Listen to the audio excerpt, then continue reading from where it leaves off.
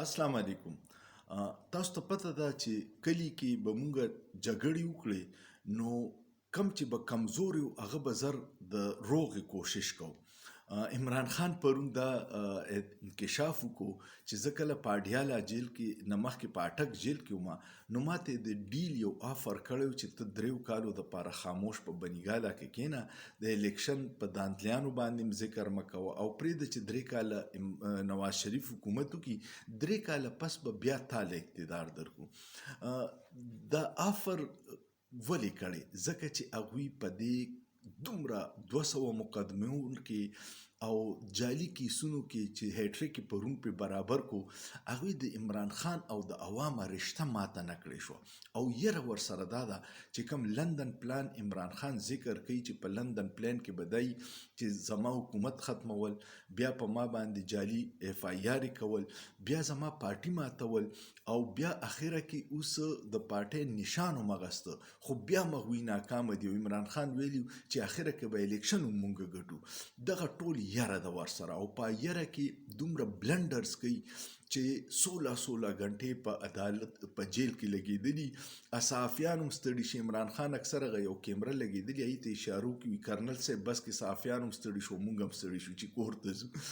نو دا ټول شیزونه میډیا رپورټ کوي، مونږ یې د میډیا کې ګورو او د دې مطلب دا دی چې د لندن پلان والا چا جوړه کړې وه، ځکه چې نواز شریف وایي زموږ هماری گل هو گئی ہے، وایي زموږ خبره شوې ده.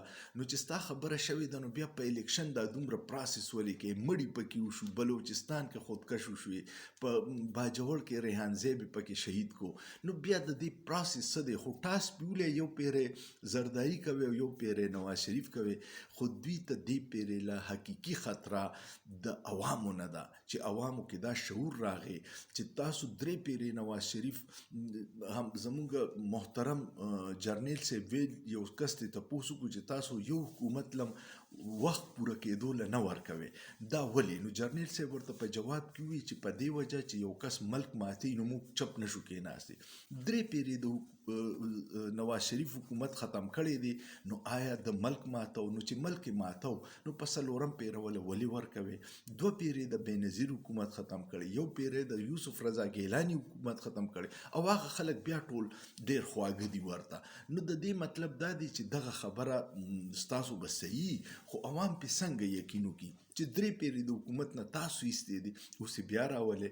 نو دا ټولې خبرې داسې دي چې دوی میډیا کنټرول کړې ده، خو میډیا ګوري څوک؟ د سوشل میډیا طاقت دی او دغه ته ځکه وایي چې دا شیطانی کار دی، په دې وجه چې دا د هغوی په کنټرول کې نه راځي. زه په بله خبره ډیر خپه یم چې ډیر شیزونه به زموږ په ذهن کې وو چې دا یو ډیر صحیح خلک دي. یو د انساني حقوق دا تنظیمونه ټول بوګس تنظیمونه، ځکه چې هغوی په دې دومره ظلم باندې بالکل خاموشه دي. یو هغه عورت مارچ والا ښځې چې به معمولي د ښځې څه خبره شو ټولې به راووتو، پرون چې په څومره بوګس طریقه د بشرا بیبي د ذاتي زندګۍ باندې حملې شوي دي، پای باندې ټولې چپ دي. یو بس مومبتي مافیا آنټیانې به یې ورته وي چې معمولي شی به وشو هغوی به مومبتۍ راغستې او په روډ به ولاړې وې، احتجاج به یې کو، هغه هم د ښځو په دې ظلم باندې خاموشي دي. بیا پکې که ته وګورې نو د بار کونسل دي، سپریم کورټ بار کونسل، های کورټ بار کونسل، پاکستان بار کونسل، هغوی هم خاموشه دي. د آئین او قانون سره چې کم مذاق کیږي، غیر جانبداره وکیلان وي دا څه ګپ روان دي، هغوی هم خاموشه دي تنظیمونه، نو هغوی به هم درته ټول بوګس ښکاره شي. او د ټولو نه اهم کم مولیان چې په سموسه باندې فتوی ورکوي هغه ټول خاموشه دي. نو دغه فتوا فروش مولیان هم خلکو ته ښکاره شو چې د دوی د دین او د شریعت سره څه کار نشته، ذاتي مفادات دپاره فتوی لګوي.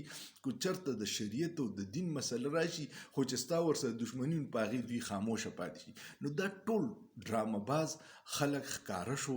د عمران خان په دې 76 سال کې کو هېڅ هم نه یې کړي، دا یو کار یې وکړو چې عوامو ته یې دا ټول ښکاره کړه چې دا ټول 2 نمبر خلک دي. په 8 تاریخ به ووټ له لازمن ځای او هر چاته چې ووټ اچوي خو د خپل ووټ طاقت به استعمالوي او کوشش وکړي چې کم از کم 10 کسان دې ته چې کم ووټ لنزي هغوی قایل کې او ووټ له لاړ شي او پوره من طریقې سره خپل ووټ واچي چې دا څومره قوتونه دي چې کم په جعلي طریقې د ملک تباهۍ ته روان کړي دا ختم کړو دا فرسوده نظام او حقیقي نمایندگان راشي چې کم ښه فیصلې وکړي او عوام ته سهولتونه ورکړي امید لرم تاسو به دا ویډیو خوښه شي ویډیو مو خوښه شوه نو شیر یې ډیره کې کمنټ پې وکړئ او سوچ پې وکړئ په سوچ کې څه ګناه نشته